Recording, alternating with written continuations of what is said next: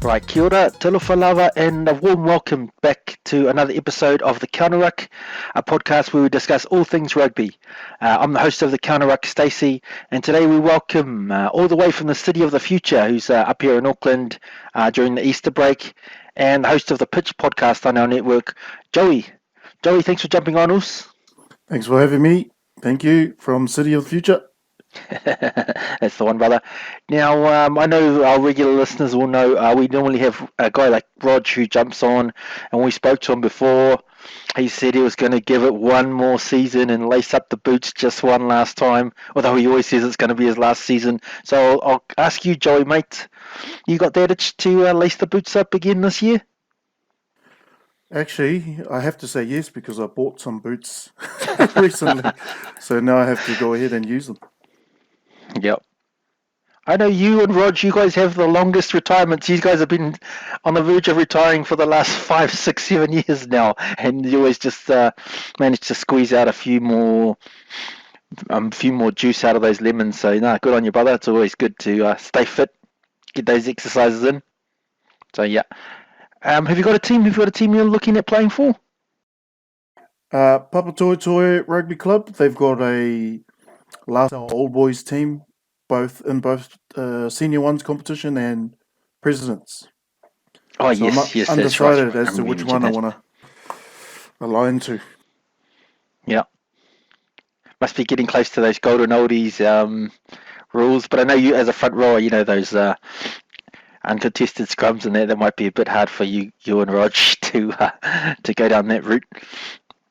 But yeah, no, that's good. That's good. I'm glad to hear. It's good to hear that a couple of the guys on the podcast are still involved in the game at the grassroots level. So I think that's going to maybe we can talk about that a bit more in some future podcasts.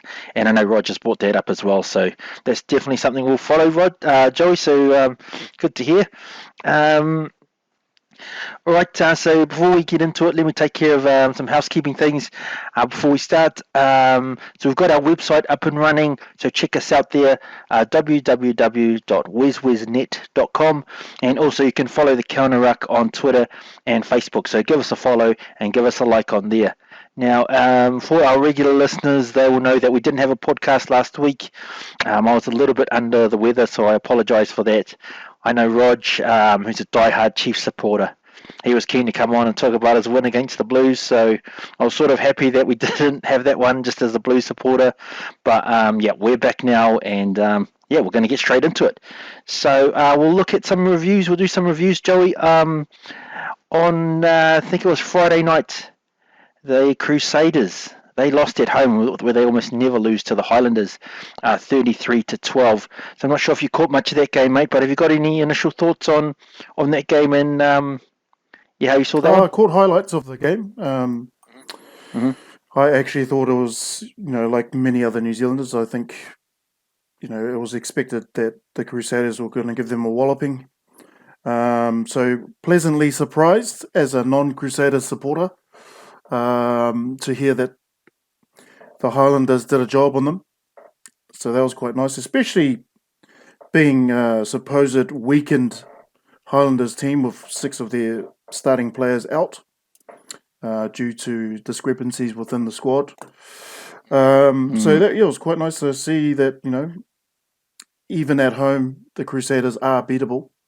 And I think it just comes down to predictability, things like complacency might have played a part, and just the fact that the Highlanders have some depth in their squad, in the wider team, to come in and do the job. Just because they're reserves doesn't mean they're not as hungry. Yeah, good thoughts there. It's good for the competition as well. Like you talked on, just as us two both non-Crusaders fans, shows the Crusaders are beatable, and it's not just them running away with it. So I think the Highlanders deserve a lot of credit, and also those guys that you came in with, like you mentioned, for those 6 players. They might not have got that opportunity, and when you get an opportunity as a player, that's all you want. And to their credit, they took their chances. I thought. We had a bit of a discussion in the chat around the Wes points. I thought the Wes medal points, but I thought Mitch Hunt at 10 was bloody awesome, and the fullback, Conagard and Bishop. So there was a bit of a toss-up about who was going to get the points, the 3 points and the 2 points there. They were both very good. But the defence of the Highlanders, that's what really stood out. The Crusaders only getting 12 points. Richie Moonga was non-sighted. He was probably, he's one of the most influential players in Super Rugby at this level. And yeah, he just couldn't get into the game. So, good job from the Highlanders there. It was a good game to watch as well. I was like you, Joey. I thought lucky we didn't have that podcast last week, because I know a lot of people's tips would have probably been Crusaders to smash them 13 plus, and I would have jumped on that one. But yeah, good job by the Highlanders, I'll say. So it definitely adds a bit of intrigue into the competition now, as opposed to the Crusaders just to win every week. I'll say that. But yeah, if you got nothing else on that one, brother, we can move straight on to our next one. So on Saturday night, the Blues played the Hurricanes at Eden Park, and the Blues took that one out 27-17. So I know we're both Blues supporters there, so that's good for us. But how did you see that one?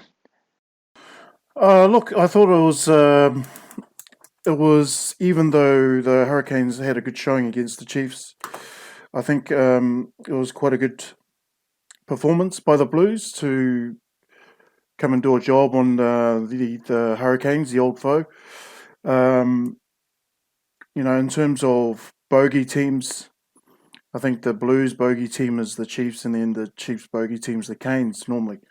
So it was nice to see the Blues get one over the Canes. I didn't watch too much of the game myself, but what I did see, I quite liked. There are a few things there in the back line that probably need a bit more polishing in terms of their set play and in terms of their backline moves throughout the game. But other than that, I thought it was quite a good collective effort.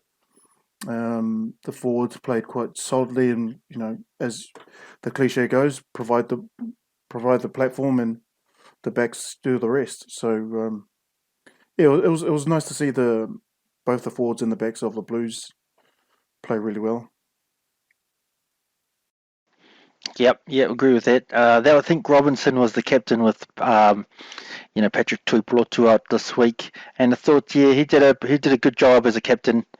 Just really trying to lead from the front. So I know that was a lot of the feedback that came through on some of the Blues supporters' pages, how impressed they were with Robinson's captaincy.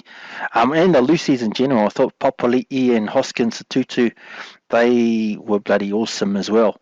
You talked about some of the backs. Peter Feta, he was quite good as well for coming in from fullback.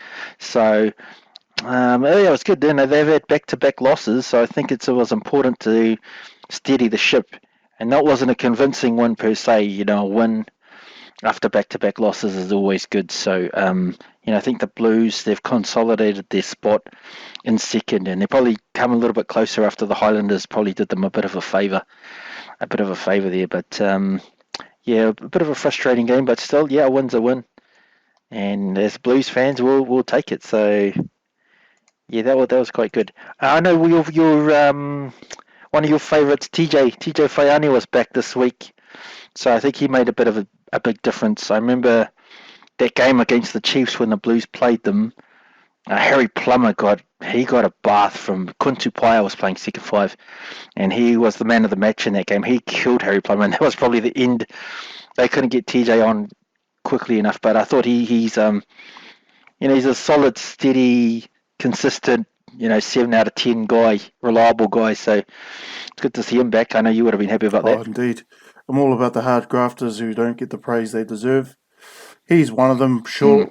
Absolutely. TJ Faiane is one of these quiet toilers who doesn't do flashy stuff, but what he does is quite effective, and his teammates see it. They can feel it, and his leadership shows throughout it.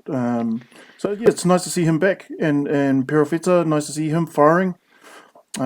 He's had some seasons, some forgettable seasons due to injury. And it's nice to see those two back, and they're both senior heads, senior campaigners. So yeah, it's nice to see them, as you say, steadying the ship.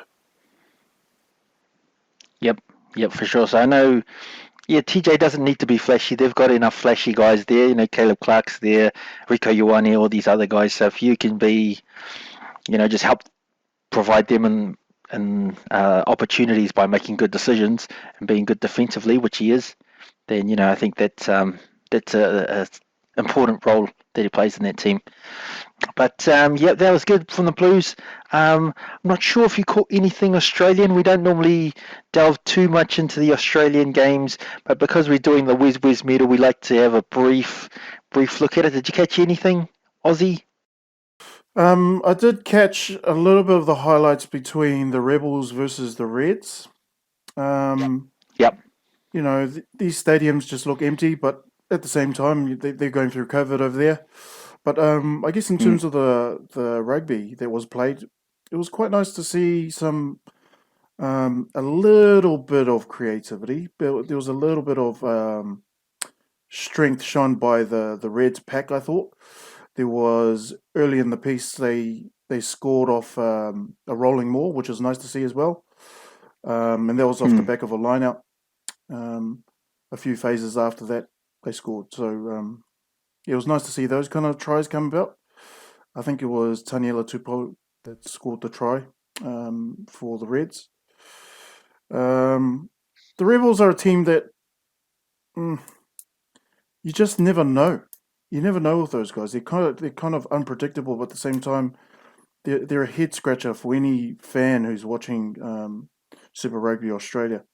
I think later on in the mm. game, there was a nice runaway try by one of the Reds guys under the post. What's his name? Played centre, but yeah, it was an entertaining game to some degree. But for me, I'm biased in saying this is not as entertaining as Super Rugby Aotearoa by any stretch. Yeah. Yeah, no, good thoughts there. The Reds, they're really establishing themselves as probably the best team in Australia. I think they're still undefeated over on that side.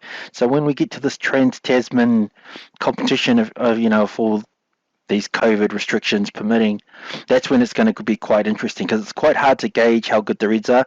They also play, as you said, the style that they play is quite can be a good watch. They're quite enterprising in the way they play. And they got some quite good players. O'Connor's there, directing the ship, and some of the Daniela Tupou. Actually got two tries, and he was the man of the match in that game. So he was outstanding.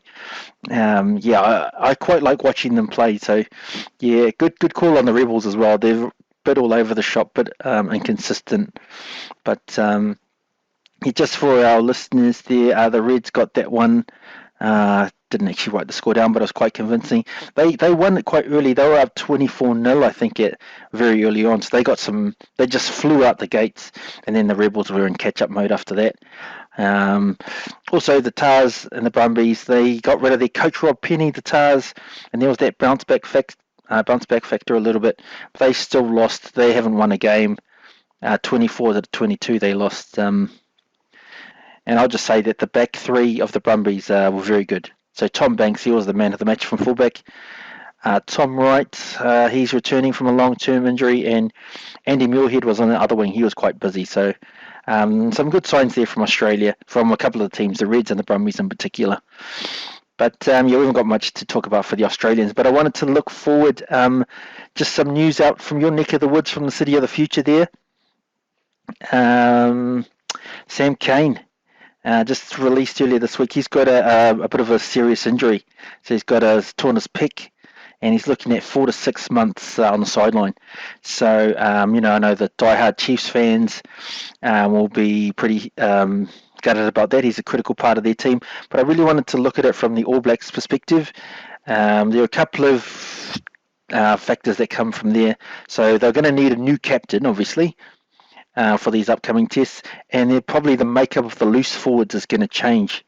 So I'll get your thoughts, mate. We'll go for the captain first. How are you seeing that one? Who do you think who would be your choice for the captain? And if you've got Um, a couple of reasons, that'd be good as well. yeah, it's a tough one for the old coaching staff at the ABs. Now that their guy that they picked weeks or months before any campaign actually happened to be the captain.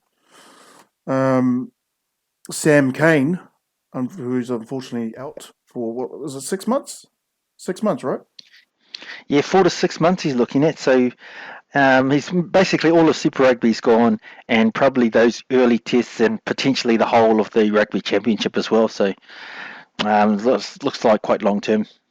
Yeah, I think the coaches Foster was interviewed recently, and obviously remained coy about who he would like to replace him with. You know, he's concerned about his number one man in Sam Kane. For me, an obvious choice, you'd have to look at Ardie Savia. It's at some level you have to look at him. Not only is he going to be replacing Sam Kane from a positional level, but as a captain, he's the logical choice. Other than the old head that is, Sam Whitelock.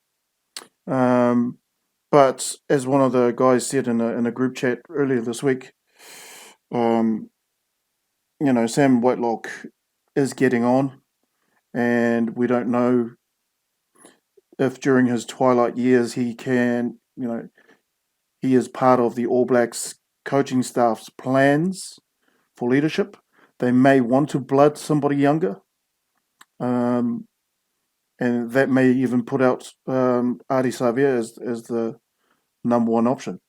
But yeah, for me, it's a no brainer to go with Ardie as not only the replacement for his position, but the captain.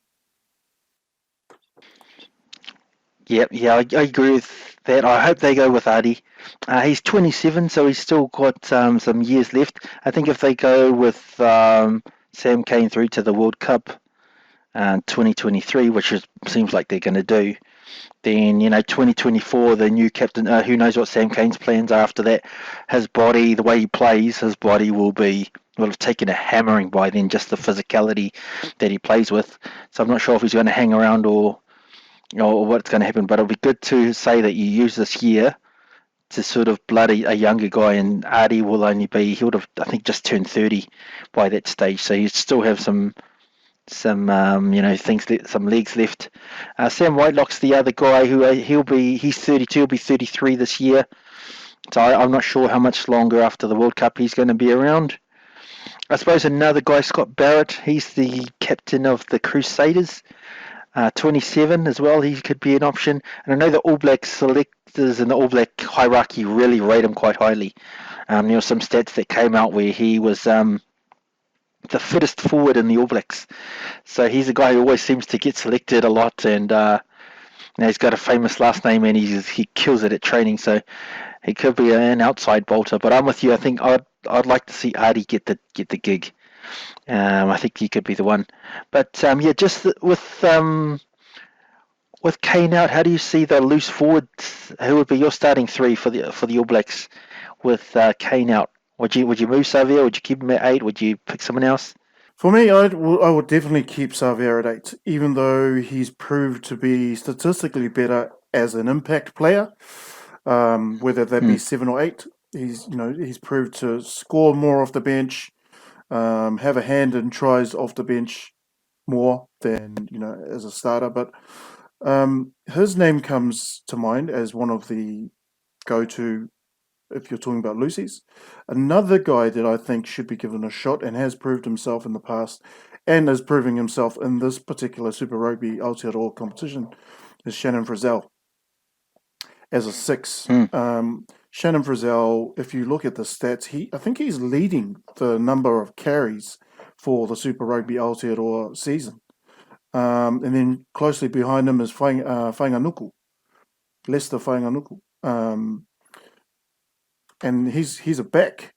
So that speaks levels about Shannon Frizzell's work ethic, especially with regards to ball running, and the kind of impact he's having. He's always drawing in a couple of players. He's always taking on the first tackler and freeing up his hands where he can. But I'm loving seeing him this season for Super Rugby Aotearoa. I don't know who I would put at 7 right now. I think in terms of the future, I'd love to see a Boshier or someone like that. I think Boshier will take over Sam Kane at the Chiefs anyway. at that level, Yeah. Super Rugby level. But I'd love to see someone like that come through, get blooded now rather than later, and get that AB experience sooner rather than later, especially whilst Kane is recovering. Yeah, good thoughts there. You know, the thing about the way New Zealand plays, they've got guys like Sam Cane and Adi Savia and these guys who can play multiple positions, so it's quite hard to get to know what the mix is going to be. I've actually wanted to see Savia pushed back to 7 for the All Blacks. You know, to me, he's still a little bit small as an international 8. And that's sort of my concern with keeping him there. Even though he did a good job, I thought I'd rather see an out and out 8 there. So I'd put Savia to 7 in my mythical All Blacks, and then I'll pick Hoskins, give him a chance to run at 8. And I've also gone Akira Ioane at 6. So I'm not sure if this is my Blues biasness coming through, where I picked 2 Blues guys next to him, but I thought Akira, he got about 2 or 3 games last year for the All Blacks, and he took his chance. So I would just some incumbency there.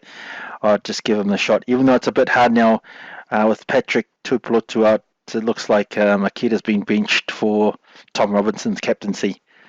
So yeah, that's the way I would have gone. But I think Dalton Papali'i is another guy who could really come through. He's been awesome for the Blues. If they keep Xavier at 8, like you mentioned, along with Boshier, who's in that mix, I think Dalton could be a guy who could benefit in that way too. So it's going to be interesting to see who they go with. I think a couple of other names you could throw in there is Mitch Karpik, who is another specialist 7 for the Chiefs. Also, there's guys like Grace. There's guys like who's the other fella? His name misses me right now. Karifi, that's him. Karifi, that's the other guy. The Canes, yeah. So you got guys like Karifi, you got Luke Jacobson who can back up at number 8. Luke Jacobson as well. You got all those guys who can, provide some solid backup for these jokers. Tom Robinson, he seems to be firing right now in the competition. So, all these guys are putting their hands up. So I guess it's a matter of being consistent, but also starting for their Super Rugby Aotearoa team first, and then putting on good performances to be in conversations at the business end of the season when the AB selectors start, putting ticks next to, these names. Yep. I suppose another guy from outside the squad, Ethan Blackadder from the Crusaders. He's a guy who's really come on as a blindside. So another guy, loose forward is one of the strongest positions that we got going around in New Zealand. So there's heaps of guys, sort of wider training guys and outside the squad who could do a job of selecting. So it's just going to be interesting to see what direction the selectors go for. But still a lot of rugby to be played between now and then. So if you was one of those guys that got mentioned, like in this podcast, and you knew Kane was injured, you should really be going for it, because there are positions up for grabs now that Kane's out. And we know that probably Adi Savia is the only guy that we can say for certain is going to be somewhere in that starting mix, I'd assume. So it's just a matter of who else fits in where. But a good shout on Frizzell as well. I mean, he's been bloody awesome. I'm a Akira fan just on what he did last year, but if they went with Frizzell, I'm sure he'd be good. So yeah, pretty. I think that 2 different selection policies, but it'd be good to see both would work as well, which is sort of testament to the New Zealand policy. All right, we're going to move forward. We're just going to have a couple of previews, and then a tip from you for the LTAB account, brother. But on Saturday night in Dunedin, so the Highlanders playing the Chiefs. Saturday in Dunedin, mate. How are you seeing that one? Oh, whenever I hear about the Highlanders and the Chiefs playing in Dunedin, I'm always taken back to that 3 minutes of non-stop rugby, phase after phase after phase, where young Nanai Williams ended up scoring, and it's always a really good fixture between those two teams when they play over there at the old. Do they still call it the House of Pain? Not really. over there at No, sure. that stadium. So I think it'll be entertaining. There will be a lot of throwing around of the ball, which is good because both teams like to throw the ball around when they play against each other at that venue. Um, but I think based on current form, I would back the Highlanders to pip the Chiefs, even though I've got a family member in the Chiefs. Nice. Yeah, I think also, like you mentioned, two teams who like to throw the ball around, and that stadium where they've got the covered stadium, so the conditions are really good for that style of rugby, and that's why those games, Highlanders Chiefs, are some of the best, most entertaining games you'll see. But I just wanted to get your thoughts on the six guys that got suspended. So they got those six guys suspended for breaching the team protocols, and then they absolutely smashed the Crusaders, which almost never happens in Christchurch. So what would you be doing with those six guys? Would you be bringing any of them back, or would you just say, "Sorry, we smashed the Crusaders. We're just going to stick with the team that we got"? Or Look, that's a yeah, tough one. well, that's a good problem for the Highlander coaches to have, I think. But also, I think if they wanted to get the best out of the six that they dropped, I would stand them down again, and go with the team that beat the Crusaders by 33-12. You know, Yeah, why would you mess up a winning formula, right? Like we will never know if those other six would have had a bearing on the 33-12 result had they been playing. So yeah, I think the best way to back that up is to start them again. Start them again. They've proved, I think they deserve to get the selection again. I think it's also a good reminder that no one has a mortgage on the jersey in Super yep, Rugby Aotearoa. You don't have a mortgage on the jersey just because you're one of the star players or you've been performing to a great level week in, week out. It always takes one bad decision, like a drink up between mates in quiet quarters for one with one guy. It yeah. might have been just one guy who decided, oh, I'm going to put this on Snapchat. Well, I'm just going to do a quick little Mm. story for Facebook or Instagram, and that probably got them in trouble. So, but who knows what happened? It's I don't know. I think the right call was made by Tony Brown to stand him down. Um, Obviously, if you're a fan of Highlanders, you probably think the same thing too now, since they beat the Crusaders. So I would go again. I would absolutely select them again. Yeah, good call. It's going to be interesting. I know Josh Ioane, he was the high profile, the most high profile guy. So he got mentioned a lot in that whole scenario, just because I think he was the only one who had actually played for the All Blacks. But he's sort of a 10-15. And when we talked about when we did our review on that Crusaders game, those were the two of the best players they had was Mitch Hunt and Connor Garden Bishop there, who played 10 and 15. So he seems the most obvious guy to bring back, just talent wise. But yeah, I can't find a spot for him after that performance. So it's going to be interesting to see what Tony Brown does. I'm sort of coming around to just the way you explained it. I'm coming around to your style of thinking. I was thinking just put them straight back in because they're good players. But no, you know what? Yeah, you switched me there, Joey, mate. That's a good point you made there. So yeah, I'll just stick with the team that won. Yeah, similar to you now. Um, well, look on Sunday. So the Canes, Hurricanes playing the Crusaders in Wellington. I think the Canes need to win to make the final if there any chance. So I think they've fallen too far down that if they lose any more games, they might be out. So how are you seeing that one? Um, that's a tough one, but I think actually, you know what? That's a tough one to call. It is actually. It actually is a tough one to call because if you look at where's the game being played? It's played in the Cape Town Ah, of down in course. Wellington there. Sunday? When it's a game at the Cape Town, I always back the home team, which is Wellington, to do a job on anyone, and that's including the Crusaders. So this particular match, because it's their home ground, I'd expect them to know how to work the territory with their kicks, and Geordie's firing quite well Yep. with his kicking game, and obviously he's kicking all the goals. I would expect him to know how to kick goals there at the Cape Town, whereas a lot of tens or kickers, they seem to struggle with converting tries and kicking penalties there. So I would give the Canes this W, but I think it'll be a close match. Yeah, I'm with you. This is quite a hard one to pick. And the Crusaders almost never lose two in a row, but the Canes playing in Wellington, they'll be desperate because I think I heard, I'll have to check that, but because they're coming last, if they want to make the final, they have to win this game. Otherwise, they'll be too far gone. So that extra desperation, you don't think the Crusaders will lose two in a row, but I'm going with you on this one as well. I think the Canes could take it in a close one.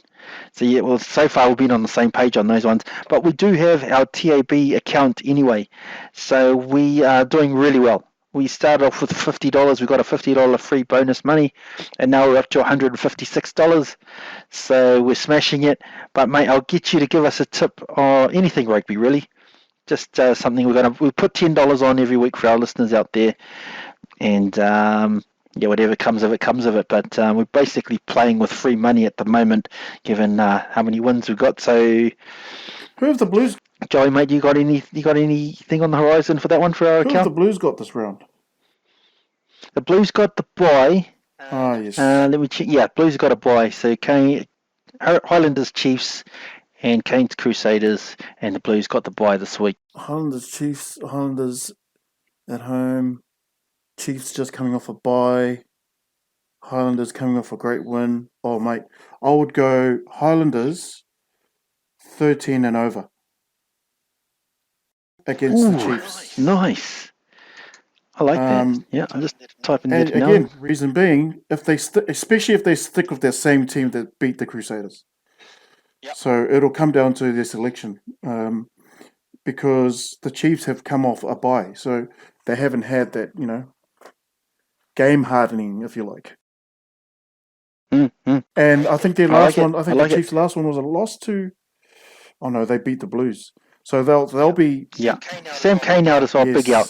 We just talked about that. Cane out. So they've got too much going against them, and it's an away game for them. I expect the Highlanders to do 13 and over. Yeah. Oh, nice. Yep. There we go. There's our tip. We're going to put $10 on that, and I quite like that one actually. Now that you've given your reasonings as to why, so yeah, I wouldn't have picked that one at the start, but now that you've talked it around with some logic there, it's looking quite good. And also, just for our Shannon Frizzell. That's my other reason. Because Kane's out. You do have your favourite. Because Kane's out, I think Shannon Frizzell will expose that loose trio of the Chiefs. I know Luke Jacobson, he's been good, but he's going to need whoever they pick, the other two guys to really step up and help him out. So good shout there. Highlanders 13 plus.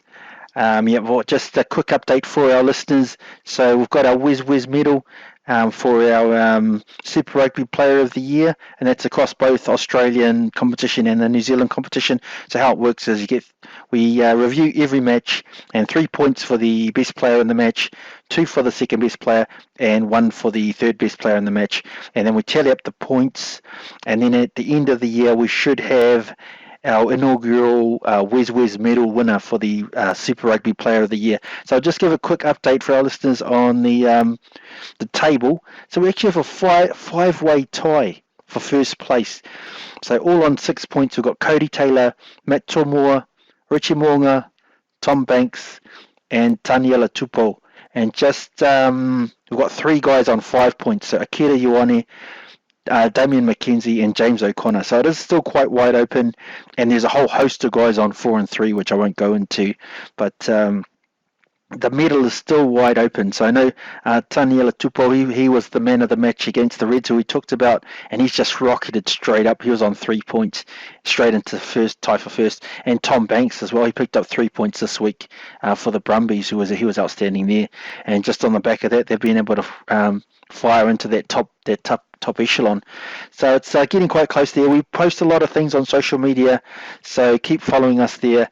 We've had a lot of interesting debate as well from a lot of the public and a lot of fans as well. But it's good because Super Rugby don't recognise their players. They don't have a Player of the Year, or Team of the Year, or anything like that. So we thought we're trying to fill that void there. Joey, mate, I'll come to you. We're just about to finish up, brother. But have you got any sort of final thoughts? I saw one of your posts, which I just saw just before we started.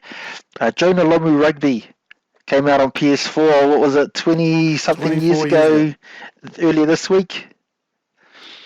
So I know that's just sort of a semi-related to our rugby podcast, but I know that's one of the great rugby games. And anyone who had a PS1 back then, that was like the go-to game, Jonah Lomu Rugby. So I thought chuck that in as well. Indeed.